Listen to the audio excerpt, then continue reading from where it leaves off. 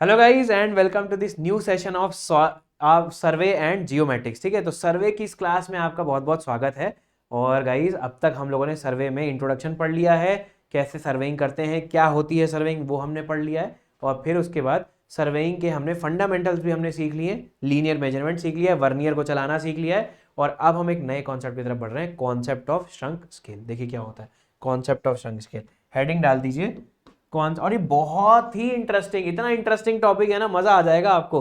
ठीक है, आज अगर आपने ये ढंग से पढ़ लिया ना, तो देखिए कभी भी आप जमीन जायदाद खरीदेंगे तो आपको वहां पर बहुत फायदा होने वाला है। कैसे, देखते हैं कॉन्सेप्ट ऑफ श्रंक स्केल।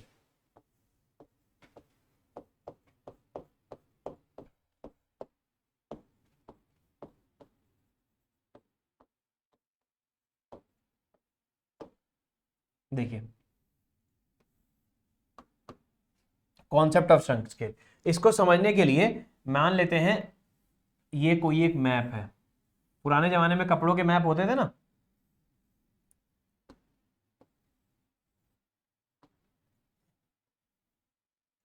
है ना, कपड़ों के मैप होते थे कि नहीं होते थे। अब होता क्या था, कपड़ों के मैप ना over the period of time shrunk हो जाते थे, सिकुड़ जाते थे। तो उससे होता क्या था, जब आप किसी श्रंक मैप को पढ़ोगे तो एक्चुअल डायमेंशन जो ग्राउंड पे है वो आप गलत पढ़ लोगे। ठीक है, तो उसे कैसे सुधारना ये हम समझते हैं। मान लीजिए आपके घर में कोई एक पुरानी संदूक है, आपने उसे खोला और उसमें कपड़े का मैप था, ऐसा कोई मैप था, और उसमें ये लाइनें बनी हुई थी, देखना बहुत ध्यान से। ये एक मैप बना हुआ था और एक लाइन बनी हुई थी जिसके ऊपर लिखा था 10 सेंटीमीटर। 10 सेंटीमीटर ये लाइन बनी थी। और यहां पर लिखा हुआ था स्केल, स्केल लिखा था 1 centimetre is equal to 5 metre. मान लेते हैं ये लिखा था 1 centimetre is equal to 5 metre, ये लिखा था। सिर्फ इतना लिखा है, जितना जितना आपको येलो कलर से दिख रहा है ना, इतना मैप में लिखा हुआ था बस। आपने वो संदूक खोला और उसके नीचे लिखा हुआ था जिसे भी ये मैप मिलेगा ये जमीन उसकी हो जाएगी। आप खुश हो गए कि बढ़िया यार ये मैप मिल गया अपने को, चलते हैं प्रॉपर्टी डीलर के पास और इसे सेल करके आते हैं। आप गए प्रॉपर्टी डीलर के पास, क्योंकि ये डायमेंशन नहीं लिखी थी, प्लॉट की डायमेंशन नहीं लिखी हुई थी, तो प्रॉपर्टी डीलर ने क्या किया, आपके सामने इसे स्केल से मेजर किया। ठीक, स्केल से मेजर किया और फिर उसमें नीचे लिखा हुआ था 1 centimetre is equal to 5 metre. आप जहां भी रहते हैं, फॉर एग्जाम्पल ये जो जमीन है, ये जमीन दिल्ली के कनॉट प्लेस में है, ठीक, और बहुत महंगी जमीन है। आपने कहा चलो मैं इसे सेल कर देता हूं। अब देखो बहुत ध्यान से, आपने क्या किया, आपने और प्रॉपर्टी डीलर ने मिलकर क्या किया, इस डायमेंशन को मेजर किया। मान लेते हैं ये डायमेंशन आ गई 12 सेंटीमीटर, 12 सेंटीमीटर। फिर उसके बाद प्रॉपर्टी डीलर ने क्या करा कि इस लेंथ को मेजर कर लिया, ये आ गया 15 सेंटीमीटर, ये आ गया 15 सेंटीमीटर, हाँ कि ना, है ना, ये आ गया ना। फिर प्रॉपर्टी डीलर ने क्या किया कि यहां पर देखा स्केल है 1 सेंटीमीटर बराबर 5 सेंटीमीटर, मतलब प्लॉट की जो लेंथ है वो 12 सेंटीमीटर की है पेपर पे। अगर ग्राउंड पे देखेंगे, ठीक है, तो कितनी आ जाएगी। So length of the plot on map is 12 centimetre, yes और नो। देखो बहुत ध्यान से, अब यहां पर कैसे प्रॉपर्टी आप सेल करेंगे। Length of plot on map कितना है, 12 सेंटीमीटर। और स्केल कितनी है, स्केल है 1 सेंटीमीटर इज टू 5 मीटर, मतलब मैप का 1 सेंटीमीटर ग्राउंड का 5 मीटर होगा कि नहीं होगा। अब एक चीज देखो बहुत ध्यान से, अगर 12 सेंटीमीटर आपका मैप पर है तो ग्राउंड पर कितने सेंटीमीटर होगा। तो इसका मतलब length of plot on ground, length of plot on ground वो कितना हो जाएगा, 1 सेंटीमीटर पर 5 मीटर, 12 सेंटीमीटर में कितना होगा, unitary method 12 × 5 that is 60, 12×5 60, 60 metre आएगा, सॉरी अब 60 मीटर, 60 मीटर प्लॉट की लेंथ है। देख रहे कितना बड़ा प्लॉट है। उसके बाद विड्थ कितनी है प्लॉट की, 15 सेंटीमीटर है। Width of plot on map कितना है, 15 सेंटीमीटर। अब एक चीज देखो, स्केल अगेन हमारे पास 1 सेंटीमीटर बराबर 5 मीटर है, तो इसका मतलब width of plot on ground कितनी हो जाएगी,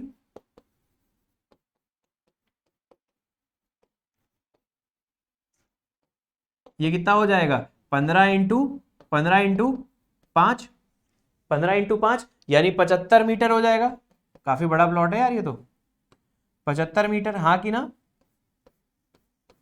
60 मीटर और 75 मीटर, है कि नहीं।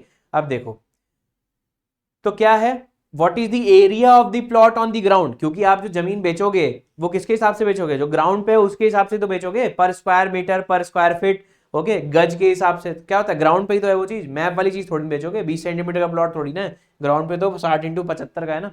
तो इसका मतलब area of plot on ground कितना हो जाएगा,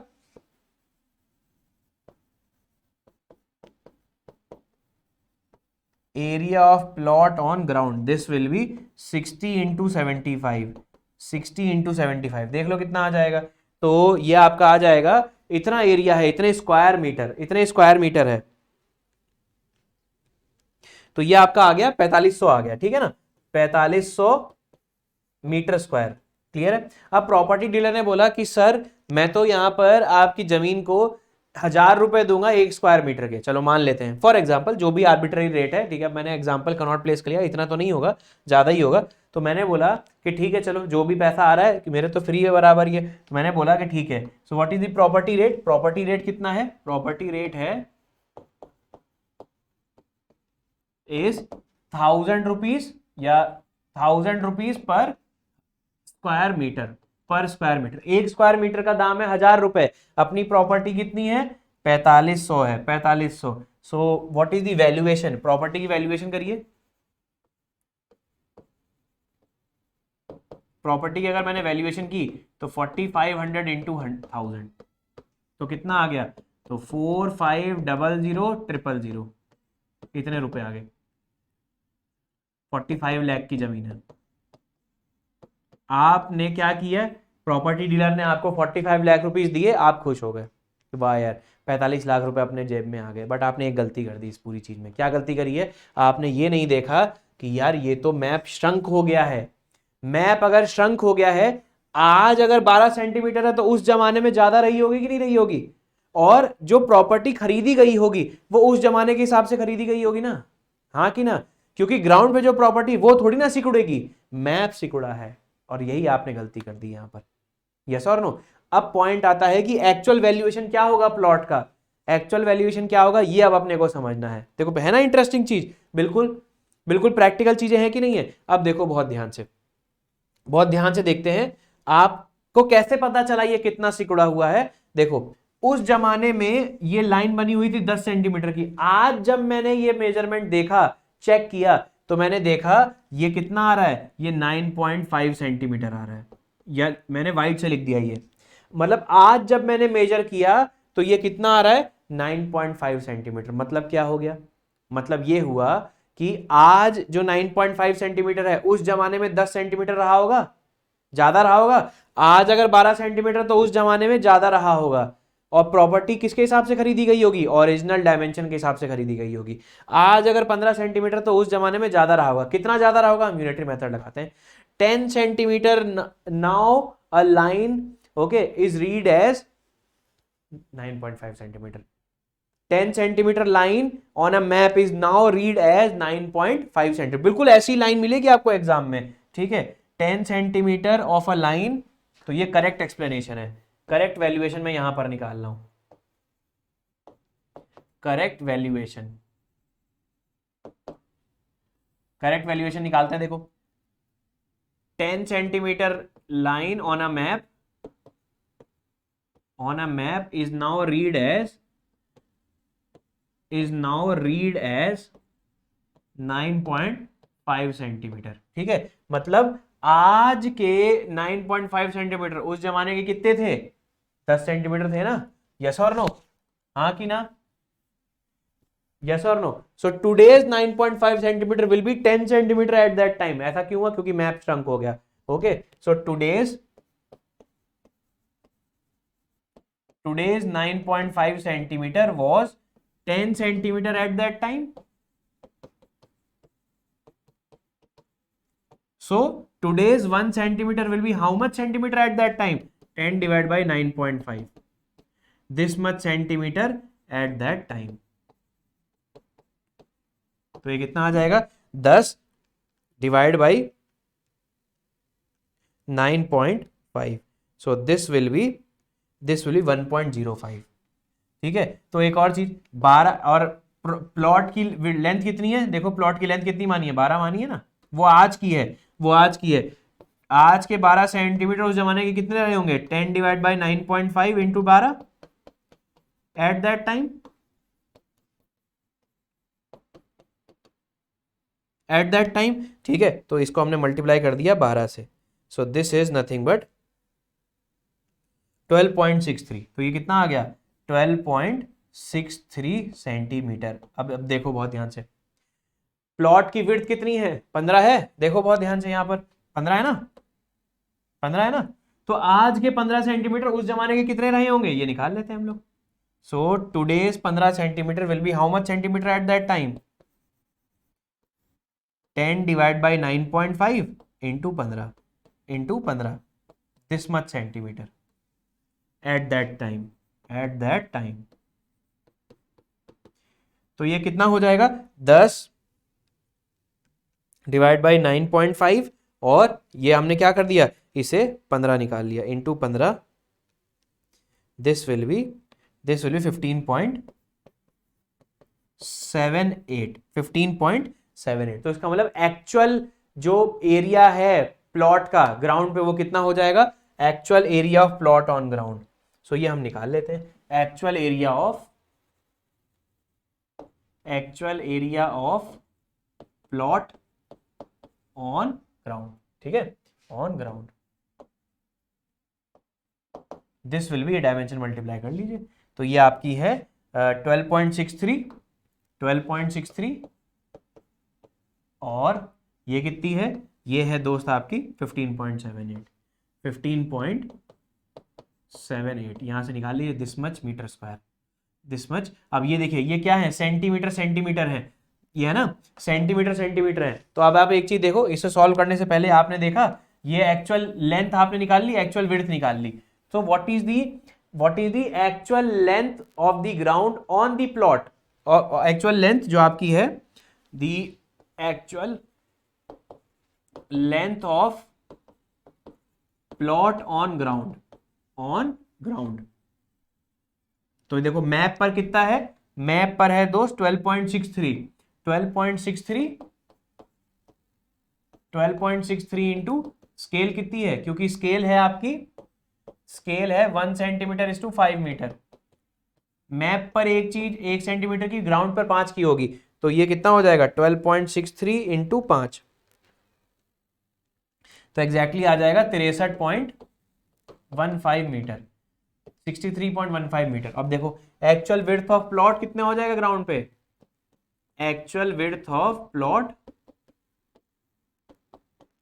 ऑन ग्राउंड कितना निकाला हमने? 15.78, 15.78 है ना,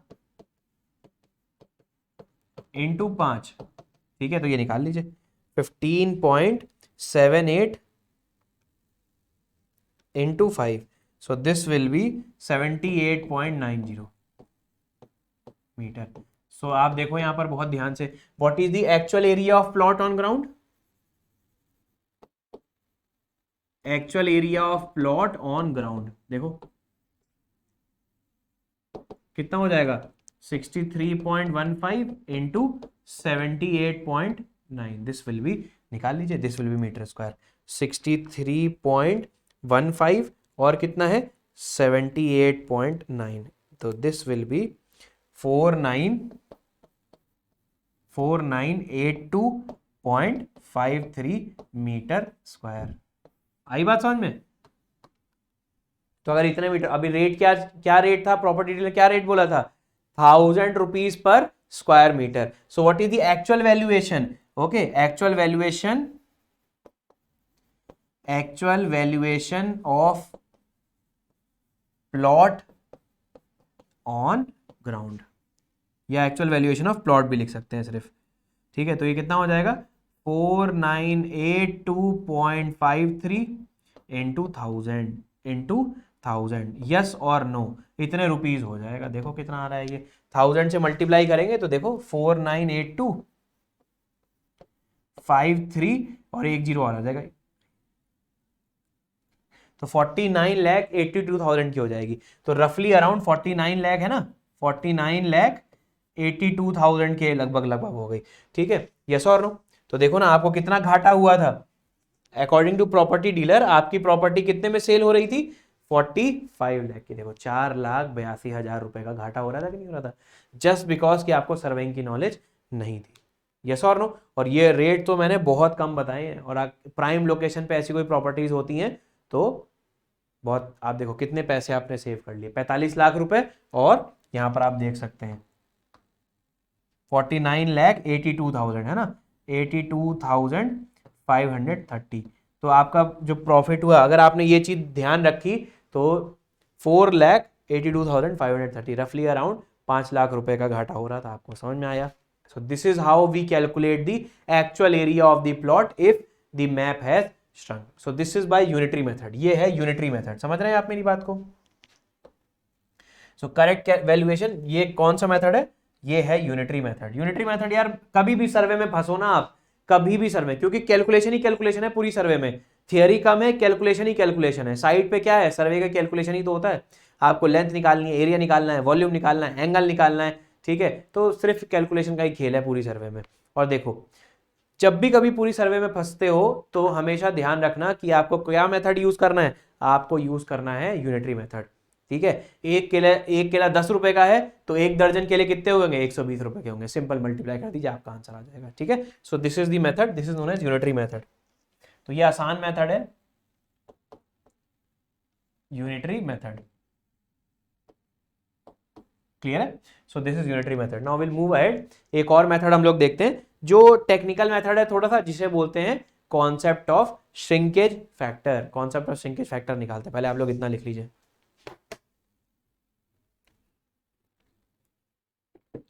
चलिए अगले कॉन्सेप्ट की तरफ बढ़ते हैं, that is concept of shrinkage factor. देखो इसी चीज को अब हम एक और नए तरीके से सॉल्व करेंगे और अपने आंसर पे पहुंचेंगे।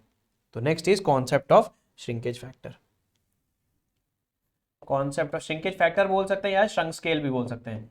Concept of shrunk scale.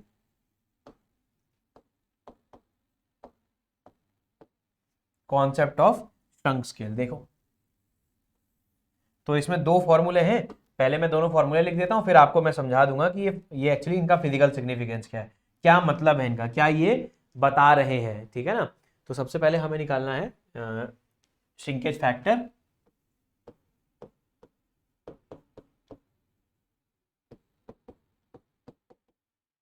Shrinkage factor is equal to shrunk length upon original length. Shrunk length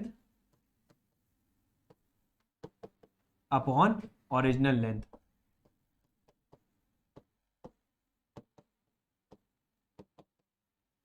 shrunk length upon original length, ठीक है?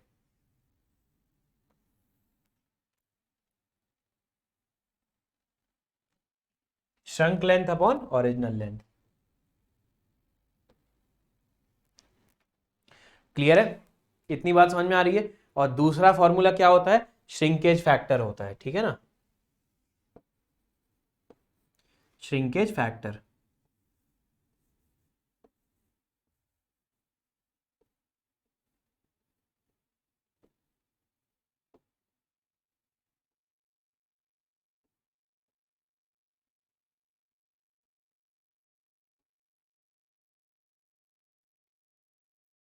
श्रिंकेज फैक्टर, श्रिंकेज फैक्टर क्या होता है?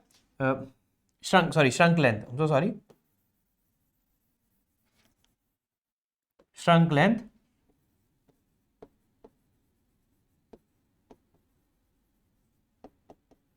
shrunk length is equals to shrinkage factor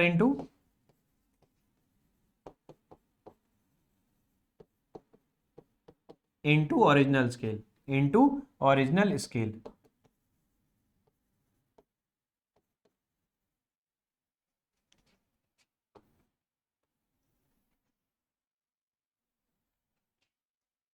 clear है? तो ये चीज आपको ध्यान रखनी है। आगे बढ़ा जाए, ठीक है? इतना लिख लिया आप लोगों ने। अब देखो इसके ऊपर हम लोग कॉन्सेप्ट देखते हैं।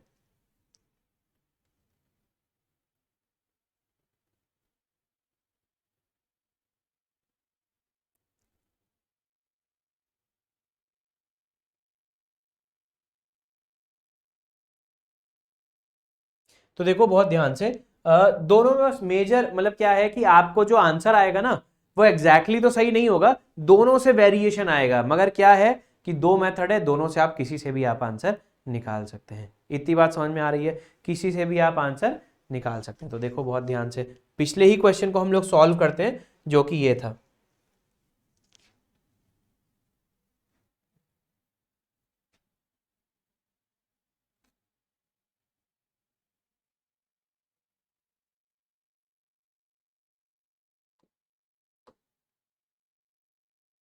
चलो पिछले क्वेश्चन को ही सॉल्व करते हैं। तो ये डायग्राम मैं फिर से बना देता हूं।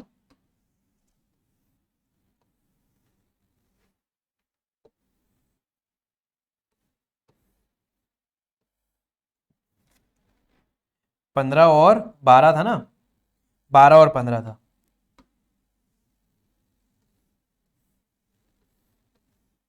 दिस वॉज दी, और ये लाइन बनी हुई थी 10 सेंटीमीटर की, और स्केल है।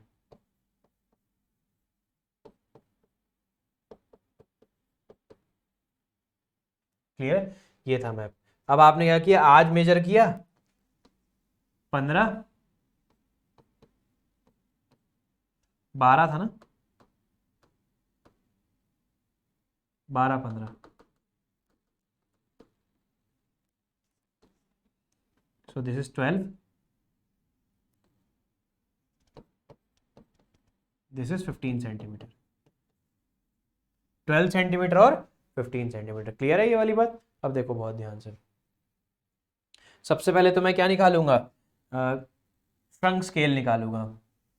सबसे पहले मैं क्या निकाल रहा हूं, shrinkage factor.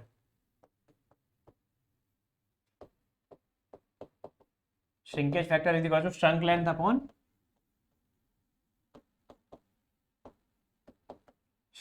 Upon original length, ठीक है ना।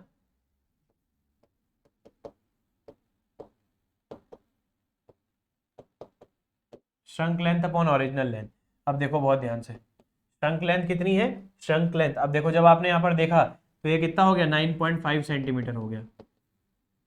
10 centimetre line now read as 9.5 centimetre, है ना।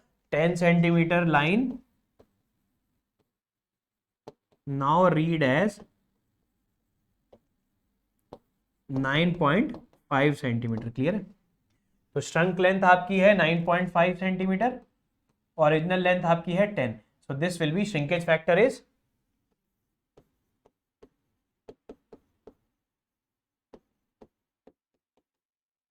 0.95।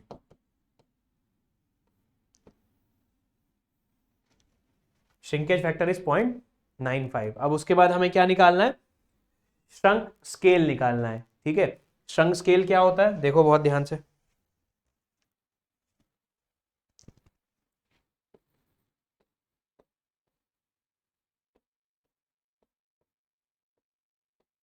श्रंक स्केल क्या होता है, shrinkage factor into original scale.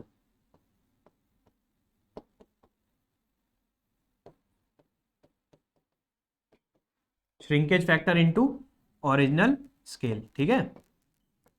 अब देखो बहुत ध्यान से, श्रिंकेज फैक्टर हमने कितना निकाला हुआ है, 0.95, और ओरिजिनल स्केल कितना था, ओरिजिनल स्केल आपका था 1 सेंटीमीटर बाई 5 मीटर। तो 1 सेंटीमीटर बाई 5 मीटर। अब देखो बहुत ध्यान से, क्या मैथमेटिकली क्या मैं एक चीज कर सकता हूं, 1 divide by 5 divide by 0.95, 1 divide by 5 divide by 0.95 कर सकते हैं ना। So it can be written as shrunk scale is equal to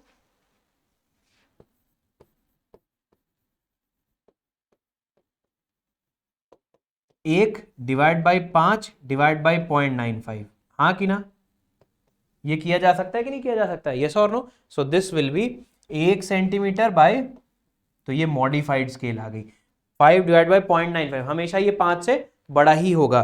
5 को अगर मैं 0.95 करता हूं तो ये हमेशा 1 से बड़ा है, 5 से बड़ा आएगा, 5.26 आ गया ना, 5.26 मीटर, 5.26 मीटर। तो ये हमने क्या किया, यहां पर हमने स्केल को मॉडिफाई किया है, वहां हमने लेंथ को मॉडिफाई किया था, यहां हमने स्केल को मॉडिफाई किया था। अब देखो, तो अब हम क्या करेंगे, व्हाट इज द एक्चुअल, क्योंकि स्केल मैंने मॉडिफाई कर दिए है ना, what is the actual length of the plot on the ground, that is, अब क्या है आपको पता है, scale is, now scale is 1 centimetre to 5.26 metre, मतलब 1 सेंटीमीटर मैप पे ग्राउंड पे 5.26 मीटर होगा। नाउ दी स्केल इज, देखो स्केल क्या है, now scale is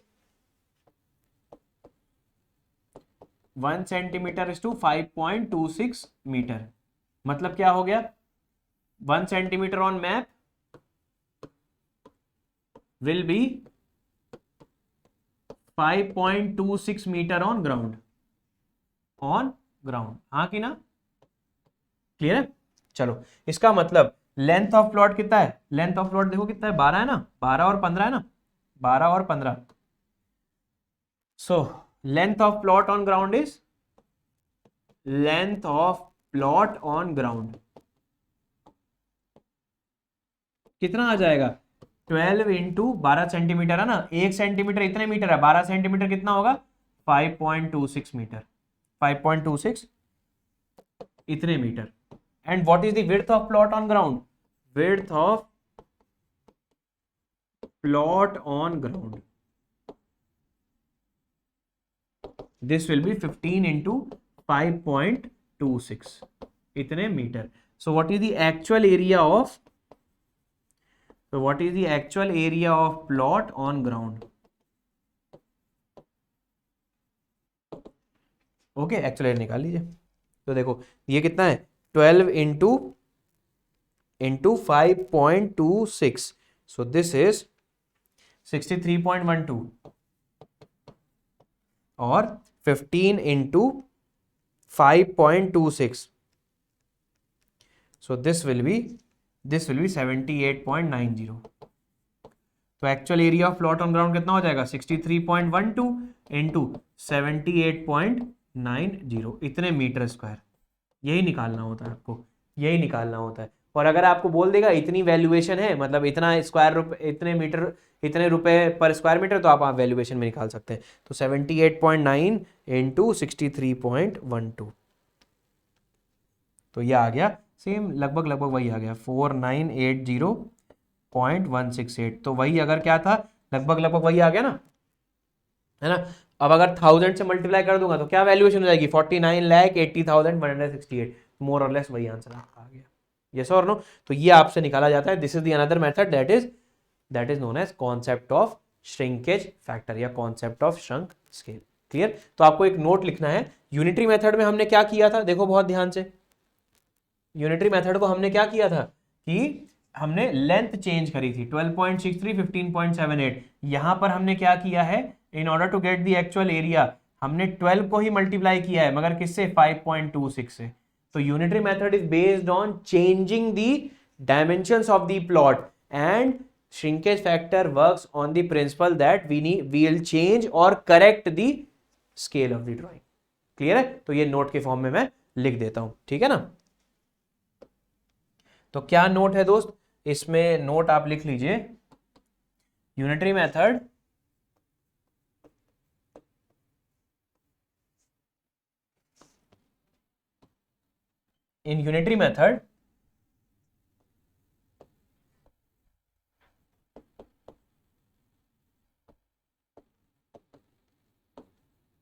in unitary method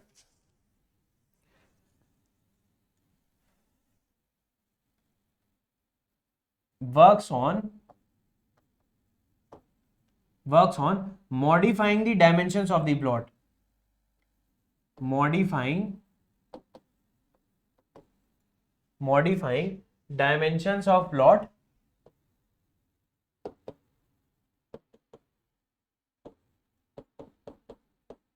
without changing the scale. Okay, without changing the scale.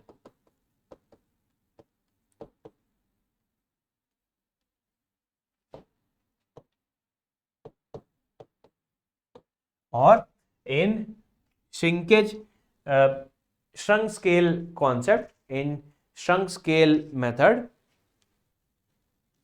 in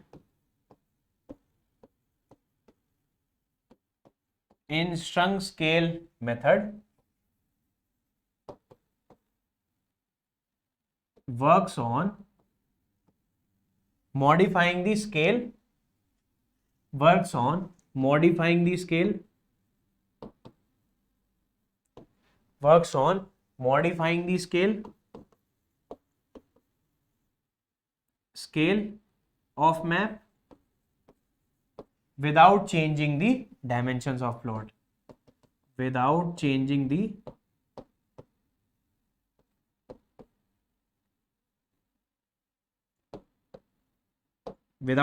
dimension of plot.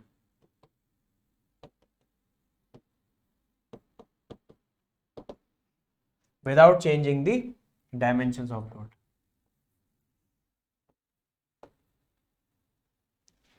Clear है? इतनी बात समझ में आ गई? लिख लीजिए फटाफट, फिर आगे बढ़ते हैं।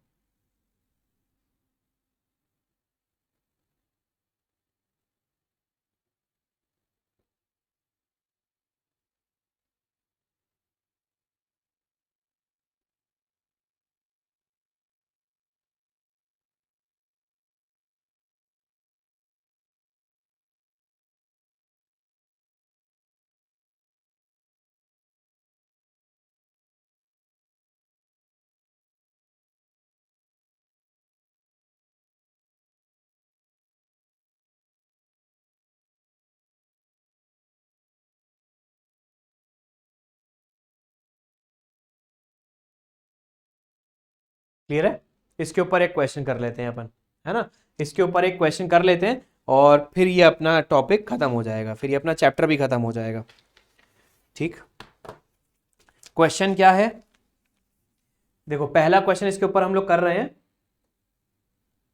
तो ये क्वेश्चन है, देखिए क्वेश्चन है 10 सेंटीमीटर की line. Question is 10 centimetre long line on original map, on 10 centimeter long line on original map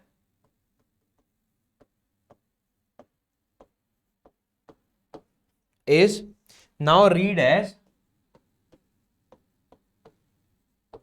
8 centimeter, is now read as 8 centimeter. Determine the shrunk scale.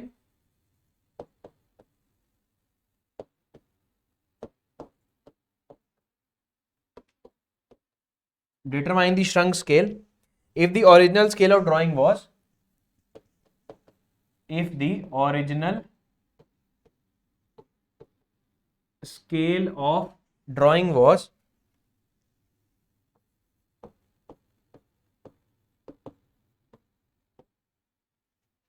1 centimeter is to 40 metre. ये solve करना है, कर सकते हैं?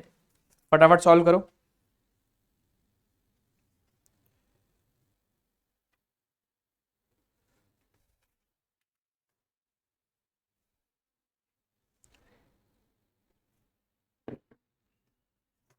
Solve करिए, बहुत आसान है यार ये क्वेश्चन तो, है ना?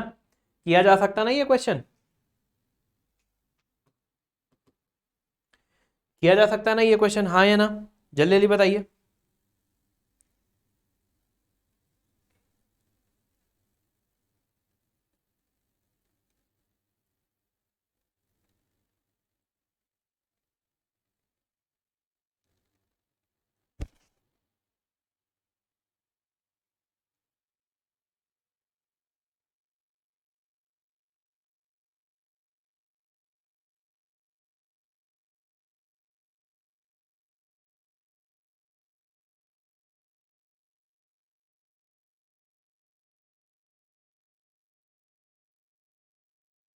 चलो देखो, हमें पता है कैसे निकालेंगे। देखो हमें पता है, आपसे क्या पूछा है? श्रंक स्केल पूछा हुआ है ना, तो पहले श्रिंकेज फैक्टर निकाल लेंगे।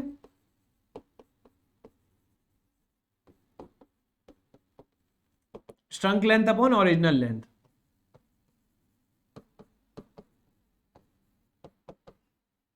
Shrunk length upon original length.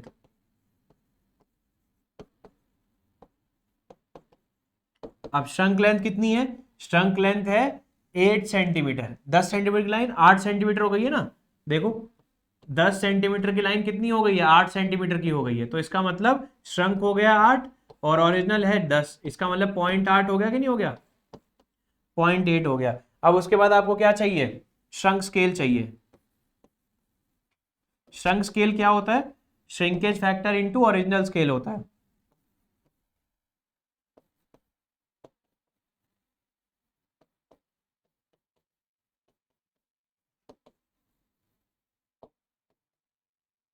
ठीक है। श्रिंकेज फैक्टर कितना है आपका 0.8। ओरिजिनल स्केल कितना है, ओरिजिनल स्केल है 1 सेंटीमीटर बाई 40 मीटर। तो इसका मतलब आपने क्या करना है, इसमें स्केल को चेंज करना है। स्केल को कैसे चेंज करेंगे, 0.8 इंटू, सॉरी इसे आप क्या कर सकते हैं, इसे आप ऐसे लिख सकते हैं 1 डिवाइडेड बाई 40 डिवाइड बाई 0.8। ठीक है, तो 40 divide by 0.8, 40 divide by 0.8 is 50, तो 1 सेंटीमीटर बाई 50 मीटर। ठीक है, क्योंकि मुझे आपको समझाना था इसलिए इतना लेंथी प्रोसेस अपनाया, वरना आप एक लाइन में आंसर लिख सकते हो, पढ़ते ही आप आंसर कर सकते हो। Okay, 8 divide by 10 0.8, 40 divide by 0.8 आपका आंसर आ गया, 40 डिवाइड बाई 0.8। ठीक है, क्योंकि ये पहला क्वेश्चन है इसलिए मुझे थोड़ा सा ब्रीफली एक्सप्लेन करना पड़ रहा है। This is the correct answer. Clear हो रही है ये सारी चीजें? ठीक है, so this is it guys. तो इतना आप कर लीजिए। अब हम लोग क्या करेंगे कि नेक्स्ट सेशन में जुड़ेंगे और उसके बाद हम लोग आगे का पार्ट कंटिन्यू करेंगे। ठीक है, एक इसके ऊपर गेट का क्वेश्चन और एक ईएससी का क्वेश्चन और थोड़ा सा बचा है, एक कॉन्सेप्ट समझाने के बाद फिर वो क्वेश्चन कर लेंगे। और ये लेक्चर फिर मैं अभी यहीं ओवर करता हूँ।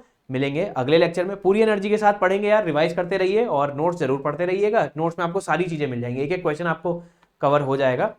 तो मिलते हैं अगली क्लास में। Thank you so much guys, thank you.